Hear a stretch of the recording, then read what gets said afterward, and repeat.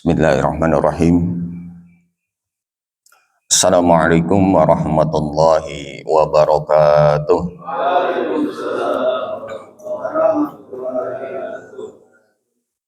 Alhamdulillahi rabbil alamin.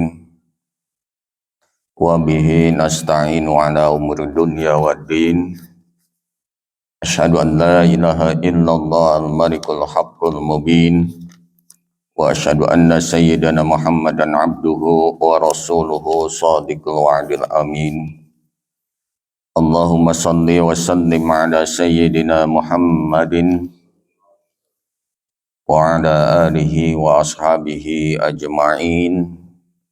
Amma ba'du. Ya ayyuhal hadirun, usikum wa nafsi bitaqwallah, ittaqullaha haqqa tuqatih wa la tamutunna illa wa antum muslimun.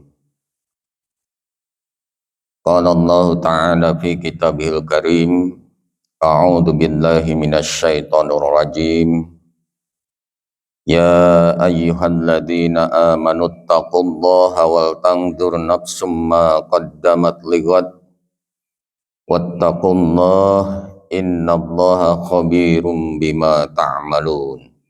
Shadaqallahul adzim. Bapak-bapak, ibu-ibu, jamaah Masjid Al-A'raf yang mudah-mudahan dimuliakan Allah Subhanahu wa Ta'ala. Alhamdulillah, kita patut bersyukur kepada Allah Subhanahu wa Ta'ala.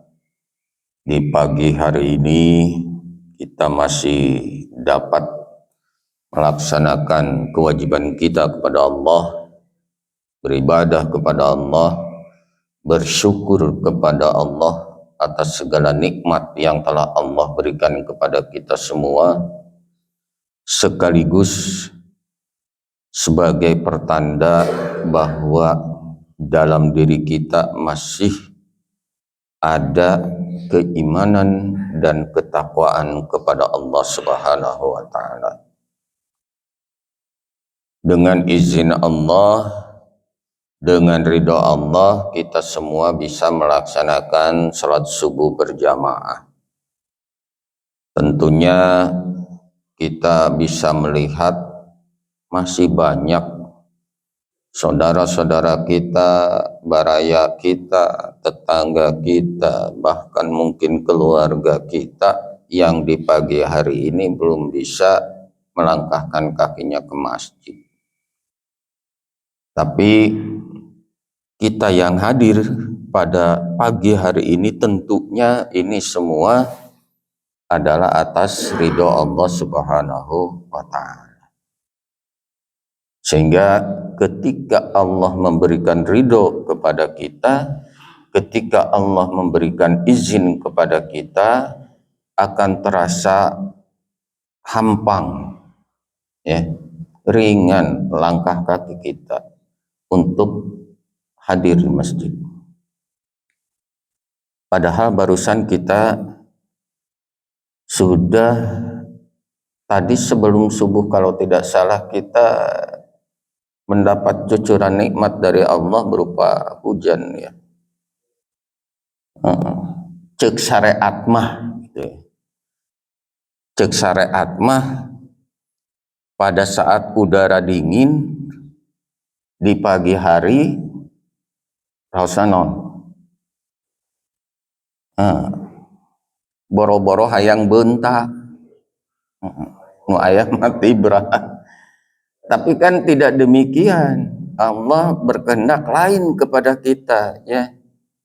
Apapun yang menjadi rintangan kita, apapun yang kita alami, kita singkirkan, ya. Rasa dingin kita, rasa kantuk kita singkirkan. Kenapa? Karena kita punya keyakinan, punya keimanan, punya ketakwaan kepada Allah, dan pada saat itu kita harus beribadah kepada Allah. Daraosna mau wayah kita naon ke kopi, nah kopi, kulub huya atau kulub sampo, aduh nikmat. Nah, tapi kan tidak demikian. Kita kode gitu sebenarnya. Ya. Bapak-bapak, ibu-ibu yang dirahmati Allah Subhanahu wa taala, ini sederhana saja di pagi hari ini saya tidak menyediakan slide ya. Kaburu yang slide-nya.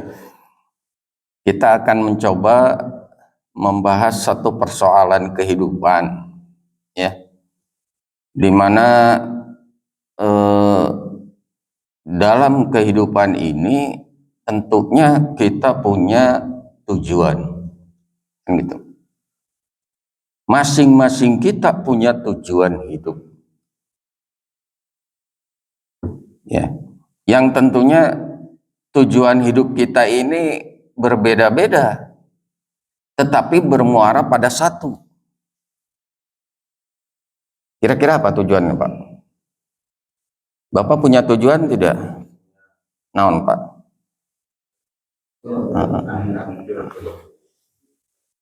Hayang ke akhirat. Kumaha mun ayeuna? Waduh. Ya. Paling tidak kan tujuan hidup kita kan satu ya. Yang tercantum dalam doa yang setiap kita setiap sholat atau setiap ba'da sholat kita sampaikan kepada Allah.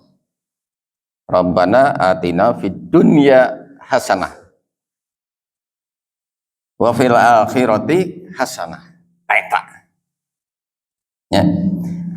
Kebaikan di dunia, kebahagiaan di dunia, juga kebaikan dan kebahagiaan nanti di akhirat. Eta tujuan orang.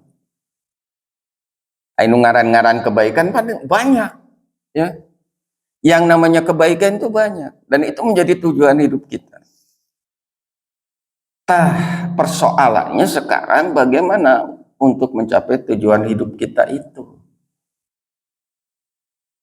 Tentunya di sini perlu usaha dari kita. Lalu usaha seperti apa agar tujuan hidup itu tercapai? Nah, disinilah perlunya kita menata diri, ya, mengatur diri agar kita bisa mencapai kepada tujuan yang kita harapkan, kan gitu.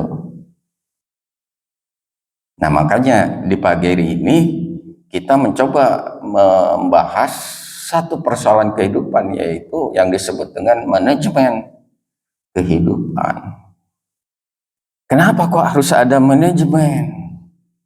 Lalu yang disebut dengan manajemen itu apa? Kan gitu, pertanyaan-pertanyaan itu akan muncul. Nah, dalam Kamus Besar Bahasa Indonesia disebutkan bahwa yang disebut dengan manajemen itu kan pengaturan, ya. Mengatur, menata. Nah, kalau manajemen kehidupan berarti kita harus menata, mengatur kehidupan kita. Nah, aku naon bet kudu diatur. Kenapa harus ditata? Bukankah kehidupan kita ini sudah seperti ini dan berjalan sesuai dengan sunatullah? Ya tidak demikian. Kenapa? Allah saja sudah menegaskan di dalam Al-Quran. Innallaha la yughayyiru ma biqaumin hatta yughayyiru ma bi anfusihim. Jadi kumaha urang sebenarnya mah kehidupan teh. Kan gitu. Nah, itu dasarnya ayat Al-Quran tadi. Sungguhnya Allah tidak akan mengubah naon? Keadaan seseorang, keadaan kaumnya. Hatta sehingga kaumnya itu sendiri. Hatta yughayyiru ma bi anfusihim. Mereka sendiri yang mengaturnya. Mereka sendiri yang merubahnya. Itulah yang dikehendaki oleh Allah. Meskipun ada yang disebut dengan sunatullah, tapi kan ikhtiar mah kudu. Usaha itu harus. Ya. Allah tinggal menentukan baik buruknya. Artinya apa? Allah tinggal memberikan apa? Kesimpulan kepada kita atas apa yang kita kerjakan, usaha yang kita lakukan. Baik buruknya hasilnya itu tergantung apa yang kita lakukan, kan begitu. Itulah makna dari ayat tadi. Nah, disinilah kita perlunya menata diri, menata kehidupan kita. Lantas ada yang bertanya, Pak Kumah, ada abdi mah sepuh. Kira aku kudu menata lagi kehidupan. Kan kita sudah berumur di dunia ini sudah berapa tahun? Sudah sepuh. Tetap saja. Beberapa hari yang lalu saya menyampaikan, jangan ada istilah terlanjur. Ya, ada tua abdi mendato sepuh. Nah, itu kata-kata yang sebenarnya kurang baik ya untuk kita ucapkan. Kenapa? Dalam kehidupan ini tidak ada istilah terlambat. Genteng ge sepuh oge angger ari kehidupannya kudu diatur, ditata ulang, di-upgrade lah istilah ayeuna mah meureunnya, di-upgrade, diperbaiki. Jangan sampai apa yang sudah pernah kita lakukan di masa lalu yang kurang baiknya, yang kurang cocoknya kita ulangi lagi di masa tua. Atau anggar wae kehidupan kita tidak akan berubah kalau gitu.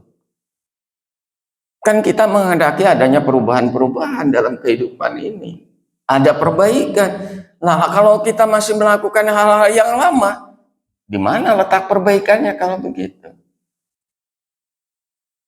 Nah, oleh karena itu, ada baiknya kita mencoba menata diri, ya, menata kehidupan kita kembali.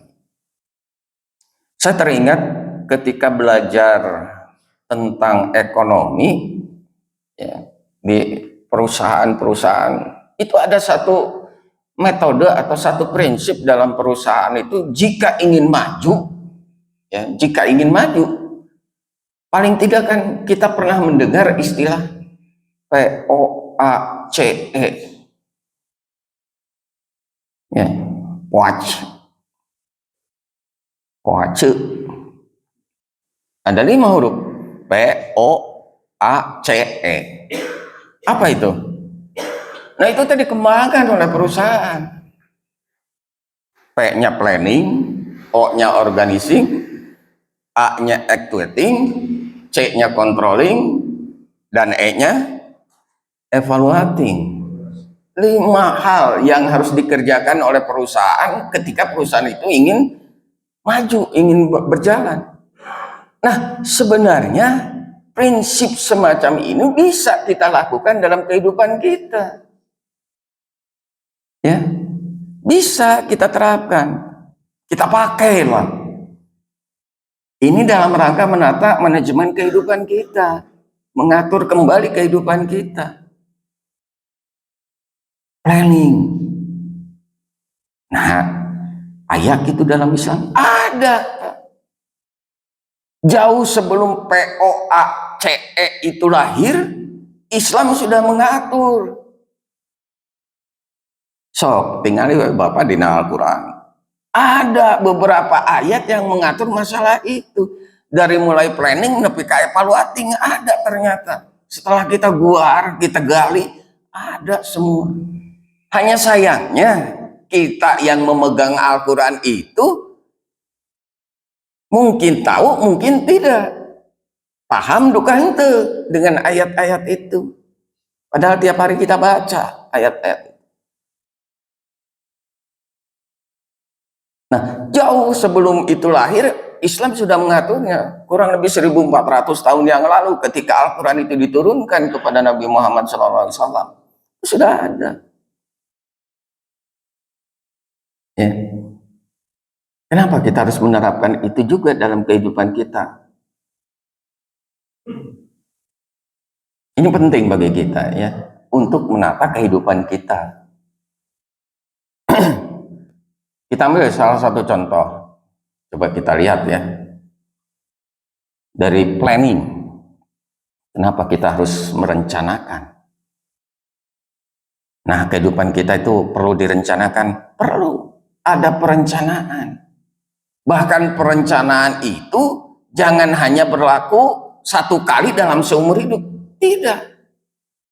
Mungkin itu harus diulang lagi, diulang lagi, diulang lagi. Kita merencanakan ulang, mereview, mengupgrade perencanaan kita. Tidak hanya 1 tahun sekali, mungkin setiap bulan kita harus mengulang rencana kita, merencanakan kehidupan. Nah, kita kemarin sudah selesai Ramadan.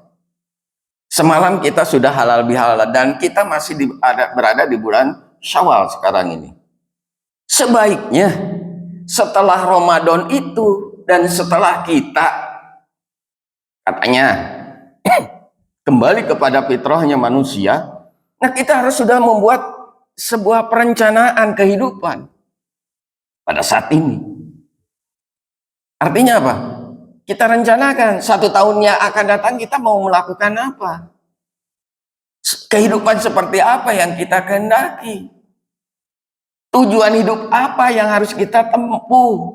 Nah, ini harus direncanakan. Inilah fungsi planning. Ternyata manajemen perusahaan itu bisa kita terapkan dalam kehidupan kita.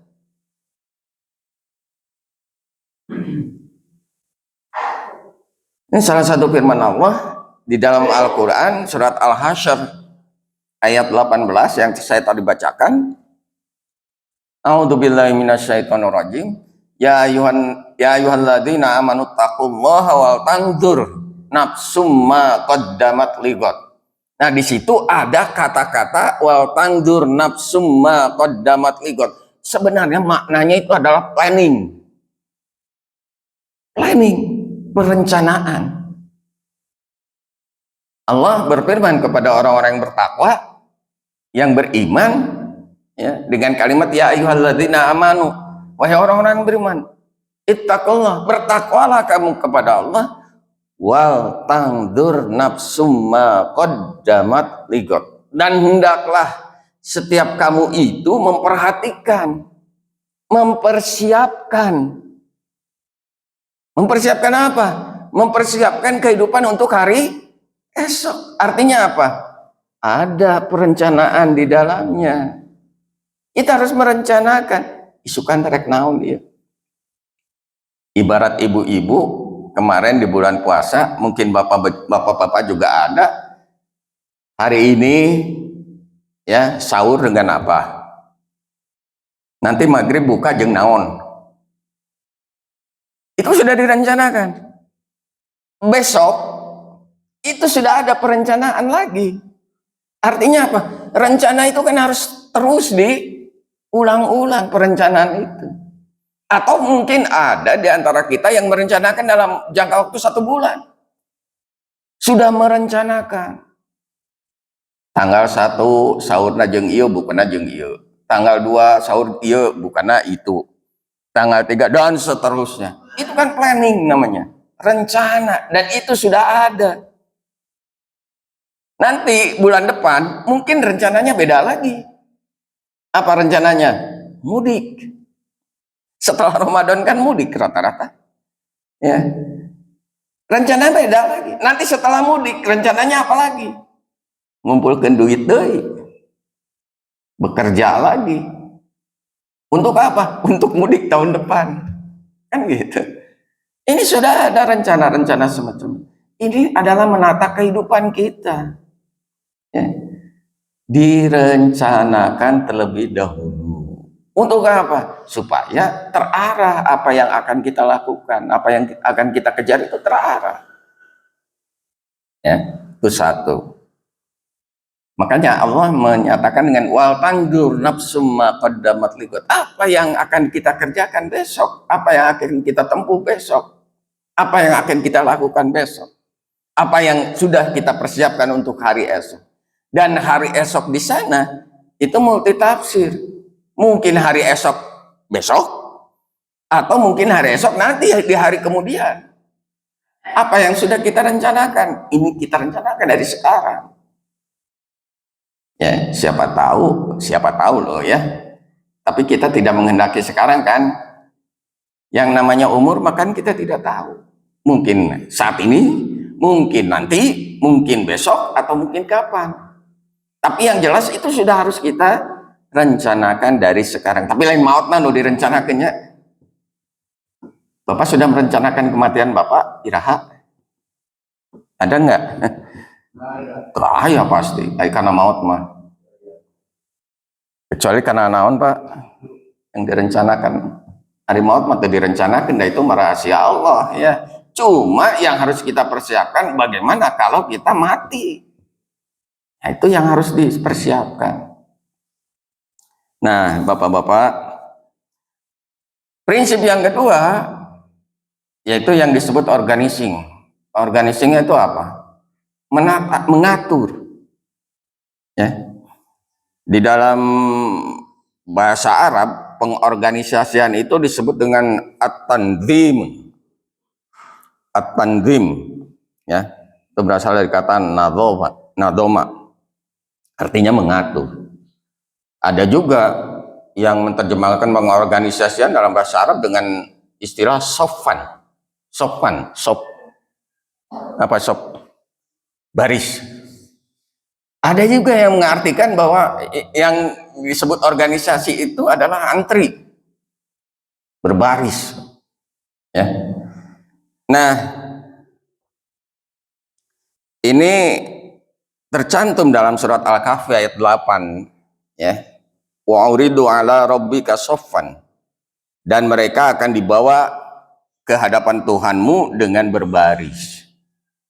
Jadi diorganisasi, diatur. Setelah kita merencanakan kehidupan kita, cobalah kita atur, kita urut satu persatu, ya. Apa yang akan kita kerjakan? Karena yang namanya merencanakan bukan hanya merencanakan tujuannya saja, tetapi termasuk bagaimana cara prosesnya untuk mencapai tujuan itu. Harus kita atur. Sholatna, kulinonde, puasana, zakatna, sedekahnya, apalagi mungkin ibadah hajinya, umrohnya, dan lain sebagainya. Banyak yang harus kita organisir dalam kehidupan kita. Kita atur, kita tata.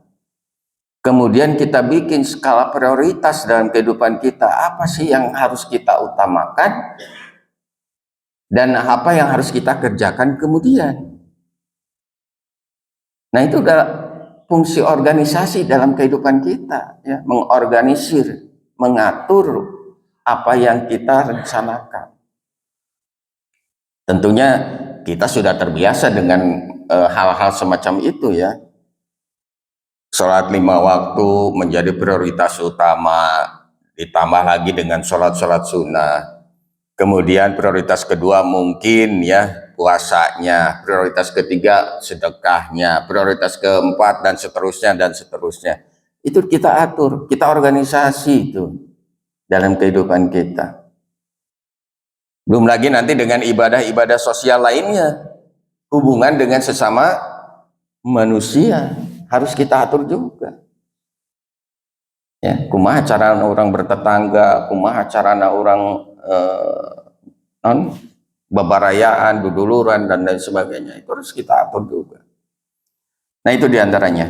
Kemudian yang ketiga, actuating. Actuating itu menggerakkan. Jadi bukan hanya sekedar teori dalam beramal itu, ya. Bukan hanya sekedar teori saja, tetapi harus betul-betul dilaksanakan. Setelah kita merencanakan, setelah kita mengatur tata urutannya, ayo kita kerjakan. Ayo sholat 4 tos apal paintennya Pak. Tosnya, aya nu tacan apal sholat, kira aku bacaan anak rapal meureun. Da urang mah geus sering sholatnya. Bahkan sudah saking hafalnya, sholatnya bahkan diskon. Gak geus apal. Kumaha carana mendiskon sholat? Coba wae. Urang mah sholat teh sakali sholat sabaraha menit Pak rata-rata? Aya nu kurang teh 5 menit? Aya. Ti mimiti wudu nepi ka beres ngadoa 5 menit. Jika kumaha sholatna? Da geus apal cenah sholat kira aku Nah, saking hafalnya sholat ge nepi ka diringkas.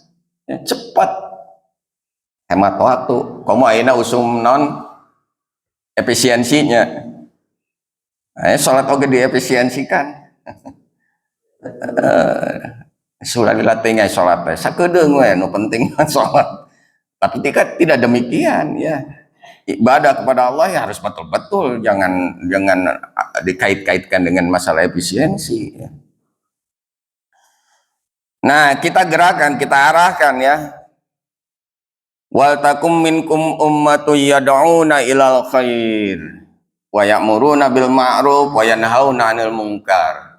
Surat Al-Imran ayat 104. Ini dalam rangka menggerakkan. Dan hendaklah di antara kamu itu ada yang mengajak kepada kebaikan. Ini mengarahkan orang lain, juga mengarahkan diri kita sendiri. Untuk apa? Untuk menuju kepada kebaikan, arahkan.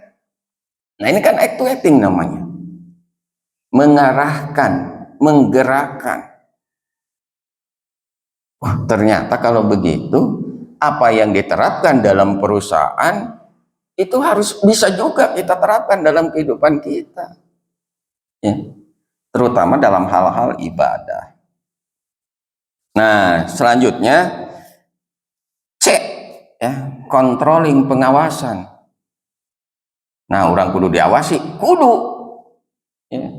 Setiap langkah kehidupan kita harus diawasi. Minimal siapa yang mengawasi? Diri kita sendiri. Lebih jauhnya yang mengawasi diri kita adalah yang menciptakan kita, Allah Subhanahu wa Ta'ala. Nah, ini dalam surat Asy-Syura ayat 6. Allah menegaskan, walladzina takhadu min dunihi awliya Allahu hafidun alaihim wa ma anta alaihim biwakil. Cek Allah ya. Dan orang-orang yang mengambil pelindung selain Allah, Allah mengawasi perbuatan mereka. Dan kamu Muhammad bukanlah orang yang diserahi mengawasi mereka. Jadi Allah mengawasi kita. Ya. Selain diri kita sendiri yang harus bisa mengawasi diri kita. Artinya apa? Ketika kita mau berbuat salah, segera kita kontrol diri. Ya, kontrol diri. Oh, ternyata ini salah. Jangan kita perbuat. Inilah yang benar. Nah, itu prinsip pengawasan pada diri kita sendiri. Lebih jauhnya Allah yang akan mengawasi diri kita, dan Allah yang akan memberikan petunjuk kepada kita. Dan yang terakhir yaitu fungsi evaluasi. Kenapa kita harus evaluasi? Itu harus ya, penting sekali bagi kita untuk mengevaluasi diri sendiri. Yang sering kita dengar dengan istilah apa? Muhasabah. Muhasabah. Mengevaluasi diri, mengaca diri, kontrol diri, itu muhasabah. Ini fungsi evaluasi. Apa yang sudah kita perbuat di masa lalu, jika itu kebaikan, maka muhasabahnya buat diri kita adalah kita tingkatkan kebaikan itu. Tapi jika itu perbuatan yang salah, perbuatan yang buruk, maka muhasabahnya apa?